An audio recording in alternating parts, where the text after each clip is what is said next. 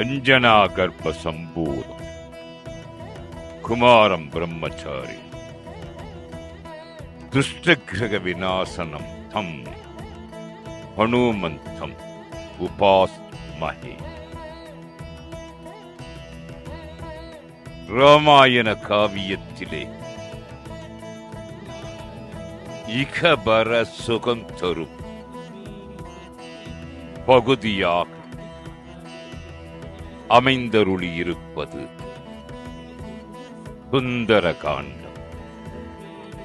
சுந்தரமெனில் அழகு என்பது ஒரு பொருள். அழகுக்கு அழகான ராமபிரானின் தூதுவன் அனுமன், சீதா பிராட்டியின் சோகத்தை நீக்கியவன் அனுமன். அந்த அனுமனே சுந்தரகாண்டத்தின் நாயகன் என்றார் அது மிகையாகாது. ராமனை பிரிந்த சீதை அசோகவனத்திலே சிறை வைக்கப்பட்டார். சோகத்தை நீக்குவது அசோகம். ஆ என்ற தமிழ்ச் சொல்லுக்கு அதற்கு மேல் இல்லை என்பது ஒரு பொருள் ஆகிறது. ஆதலின் சோகம் அசோகம் ஆயிற்று. ராம மகிமையை அற்புதமாக எடுத்துக் கூறும் பகுதியில் ராம நாம தாரக மந்திரத்தை சொல்லி பறந்து சென்றவன் அனுமன். ஆனால் நாமமுடைய ராமன் நடந்துதான் சென்றான். அனுமன் இலங்கைக்குள் புகுந்து அங்கே பல காட்சிகளை கண்டுவிட்டு அசோக மரச்சோலையை அடைகிறான். சீதை இங்கும் இல்லை என்றால் இறப்பே என்ற உணர்வுடன் வந்தான். ராமனின் தூதன் அசோகவனத்தை அடைந்ததும் தேவர்கள் மகிழ்ச்சியால் பூ மழை பொழிந்தனர். அதே நேரத்தில் சீதை மிகுந்த சோகத்துடன் காணப்பட்டாள். சீதையின் அருகில் துணைக்காக அனுப்பப் பெற்றவள் விபீஷணன் மகளாகிய திரிசடை ஆவாள். அவளைத் தவிர மற்ற அரக்கியவர் யாவரும் உறங்கினர். தாயை விட இனியவளான திரிசடையிடம் சீதை ஒரு நற்செய்தி உள்ளது போலும். நம் தீமையெல்லாம் தீரலாம், என் கண்ணும் உருவமும் வலப்பக்கமாக துடிக்கவில்லை என்றார். ராஜரிஷி விஸ்வாமித்திரருடன் ராமன் மிதிலையில் புகுந்த நாளில் இப்படித்தான் கண்ணும் உருவமும் தோளும் இடப்பக்கமாக துடித்தன். அரசு துறந்து என் நாயகன் மனம் புகுந்த நாளில் வலப்பக்கமாக இவை துடித்தன. ராவணன் என்னை கவர்ந்து போகும் நாளிலும் வலப்பக்கமாகவே இவை துடித்தன. ஆனால் இன்று மட்டும் அவை இடப்பக்கமாக துடிக்கின்றன. இதனால் விளையும் பயன் பற்றி திரிசடையே நீ நினைப்பது என்ன என்று சீதை கேட்டாள். அதற்கு திரிசடை, அம்மா, இது மங்களம் பொருந்திய அறிகுறியாகும் என்று விரும்பி கூறிய திரிசடை, உன் கணவனை நீ மீண்டும் சேர்தல் உண்மையே ஆகும் என்றார். அதன் பின் திரிசடை உறங்கிப் போனான். ராமன் அனுப்பிய தூதுவனாகிய அனுமன் இந்த நேரத்தில் அங்கு வந்து சீதையின் இருப்பிடத்தை நோக்கி, இவ்வளவு பெரிய காவலில் இருப்பதா இவளே சீதையாக இருக்க வேண்டும். கடல் அளவு உள்ள கண்களிலிருந்து அவ்வளவு நீரும் வடிய இருக்கிறதா அவளே யாம் என்று அனுமன் தெளிந்தான். ராமன் கூறிய எல்லா அடையாளங்களும் இவளுக்கு பொருந்தின. எதுவும் மாறாக இல்லை. இவளே தாமரையில் உள்ள திருமகள். ராவணன் வந்தான். சீதையை அபகரிக்க செய்கின்ற சொல்லால் பேசினான். சீதை சினந்தாள். சொல் அம்பு விடுத்தாள். சென்றான் ராவன். ஆயினும் தம் உயிரை போக்கிக் கொள்வது என்று முடிவெடுத்தாள் சீதை. திடுக்கிட்டான் அனுமன். தேவர்கள் தலைவனின் அருள் தூதன் நான் என்று சொல்லி சீத்தை முன் தோன்றித் தொழுதான் அனுமன். தலைகுனிந்து நின்றான். அரக்கன் இல்லை. ஒழுக்கமாக நின்று ஐம்பொறிகளையும் வென்றவனே ஆவான். இல்லாவிட்டால் தேவனாக இருக்க வேண்டும். நல்ல மனமும் தூய்மையும் நல்ல பேச்சும் கொண்ட இவன் குற்றமற்றவன் போலும் என்று எண்ணினான் சீதை. போக இருந்த உயிரை மீட்டான் அனுமன். ராமனின் அழகை அற்புதமாக விளக்கினான் அனுமன். அதனை கேட்டு மெழுகாய் உருகினாள் சீதை. அவர் சொன்ன குறிகளும் அடையாள செய்தியும் உண்டு என்றான் அனுமன். அனைத்து நிகழ்வுகளையும் அற்புதமாக எடுத்துரைத்தான் அனுமன்.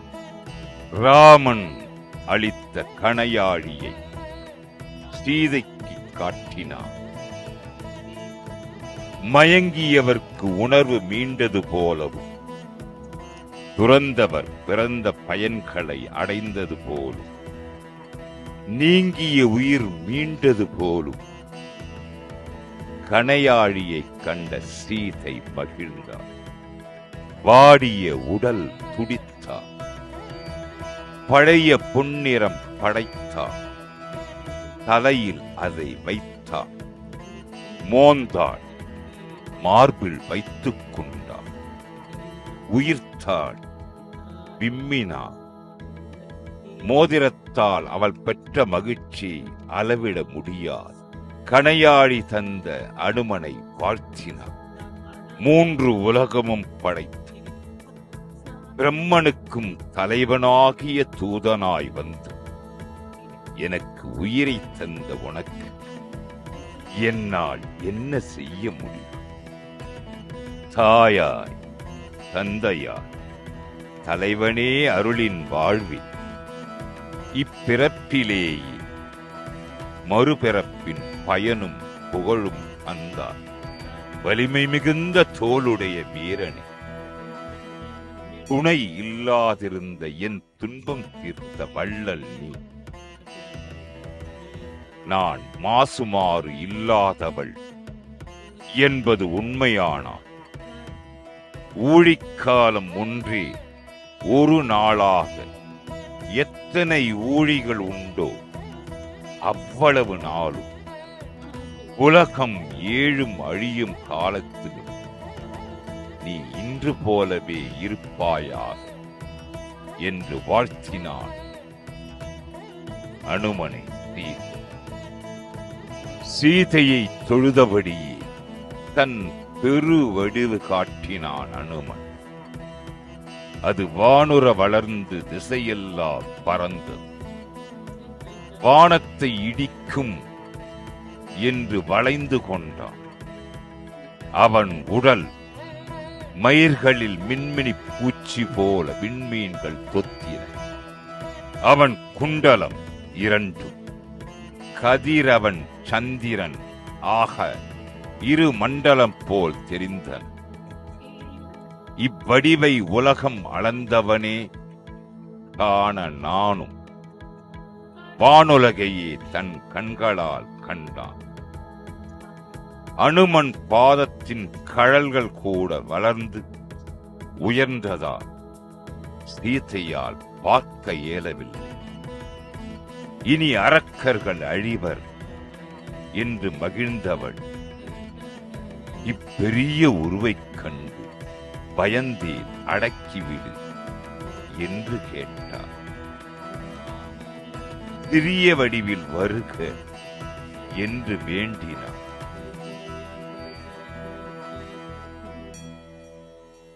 சிறிய உருவெடுத்தான் அனுமன். அனுமன் சீதையின் பாதத்தை வணங்கி, அருந்ததி போன்றவரே, வானரத் தலைவர்கள் என் போல் பலர், கடலின் மணல் போல் எண்ணற்றவர், யாவரும் ராமன் அடியார். யான் அந்த கூட்டத்தில் ஒருவன். ஏவியதை கூவியதை செய்வேன் என்றான். அனுமன் சீதையிடம் அடையாளம் பெறுமுன் தாயின் முன் கன்று போல் நின்றான். இலங்கையையும் அழித்து ராவணனோடு அவன் இனத்தையும் அழித்து வா என்றாலும் செய்வேன். தாயே எனக்கு அருள்வீராக, துயர் தீர்க்க அடியே தோள் மீது விரைந்து ஏறுக என்று கை தொழுது அடிபணிந்து, அதற்கு சீதை, என் கணவன் ஒருவனைத் தவிர என் உடலை யாரும் தீண்டக்கூடாது. ஐம்பொறிகளையும் அடக்கிய பிரம்மச்சாரியாக நீ இருந்தாலும் நீயும் ஒரு ஆண் என்பதா அது கூடாது என்று வேறு ஒரு கருத்தையும் கூறினான். நீ விரைந்து செல், எனினும் என்னை நீ கண்டதற்கு சான்றா இரு செய்திகளை சொல்கிறேன் கேள். சித்திரகூட மலையில் என்னை ஒரு காகம் நகத்தால் என் உடலை கிழிக்க முயன்றதற்கு ஒரு நாணப்புல்லையே அம்பாக்கி விட்டதை அவரிடம் சொல். நான் வளர்க்கும் கிளிக்கு யார் பெயர் வைக்கலாம் என்று என் அண்ணலை கேட்டபோது, கைகேயி எனும் என் தாயின் பெயர் வைப்பாயா என்று கூறியதையும் சொல்வாயா? இவ்வளவும் கூட நல்ல அடையாளம் ஆகாமல் போகலாம் என்று கருதி தன் உடையில் முடித்து வைத்திருந்த சூடாமணியை அவிழ்த்தாள் சீதை. என் கண்மணியை ஒத்தது இச்சூடாமணி, முன்பே ஆடையில் வைத்திருந்து. இது பெரிய அடையாளம் ஆகும். என்னை தேடி வந்து எனக்கு உயிர் கொடுத்தார். நீ கொண்டு கொடுப்பாயாக என்று கூறினாள் சீதை. சீதை கொடுத்த சூடாமணியை தொழுதவனார் நின்று வாங்கினான். உடையில் வைத்து சுற்றினான். முழுதும் தவறு ஏற்படா வண்ணம் பத்திரப்படுத்தினான். மீண்டும் சீதையை வணங்கினான். அழுதபடியே 3 முறை அன்னையை பலமாக சுற்றி வந்து அவன் செல்லும்போது அன்புடன் சீதையை வாழ்த்தி அனுப்பினான். சுந்தரகாண்டத்திலே அற்புதமான பல சம்பவங்கள். ராமன் கணையாழி கொடுத்தது அபயம், சீதை சூடாமணி கொடுத்தது கரணம்.